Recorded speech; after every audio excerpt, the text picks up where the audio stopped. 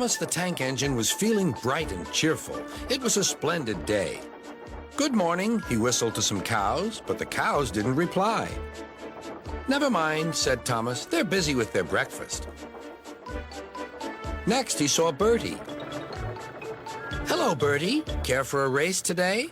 But all Bertie could say was, "Ouch! That's another hole in the road." "I'm sorry, Bertie," smiled Thomas. Thomas was still in good spirits when Bertie arrived at the next station.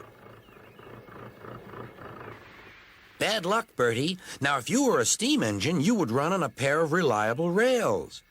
"Huh," replied Bertie. "The railway was supposed to deliver tar to mend the road 2 weeks ago. You can't trust a thing that runs on rails." "I run on rails. You can trust me, Bertie. I'll see if I can find out what's happened." And Thomas puffed away towards the big station.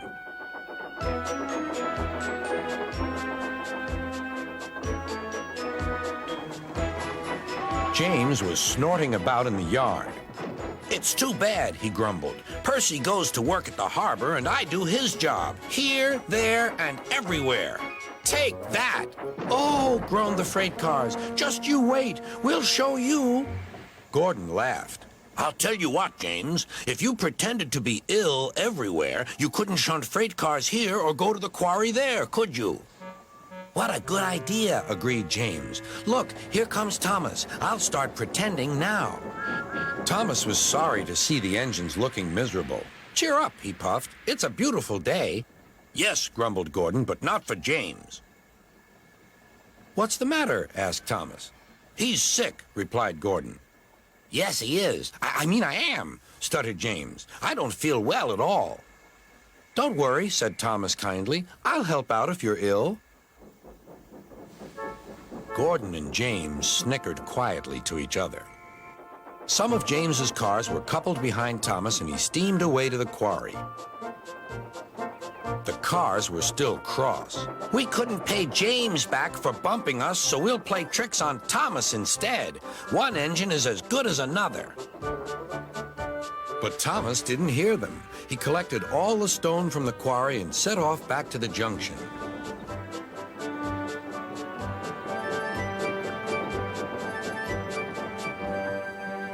Danger lay ahead.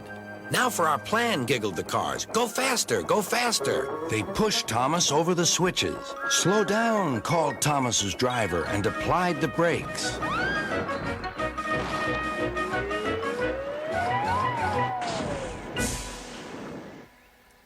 Poor Thomas stood dazed and surprised in a muddy pond as a toad eyed him suspiciously. "Bust my buffers," muttered Thomas. "The day started so well, too." Duck pulled away the cars, and Edward helped Thomas back to the junction.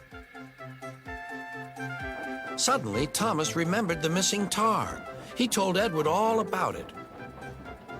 "That's strange," said Edward. "A car full of tar has been left at my station. That must be it. Driver will make sure it gets to Bertie now."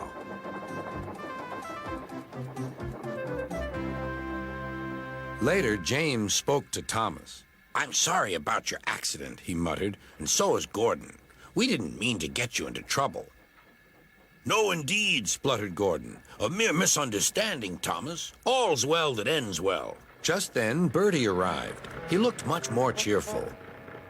"My road's being mended now." "Oh, I am glad," replied Thomas.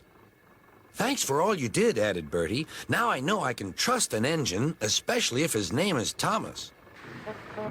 Gordon and James puffed silently away to the shed, but Thomas still had company.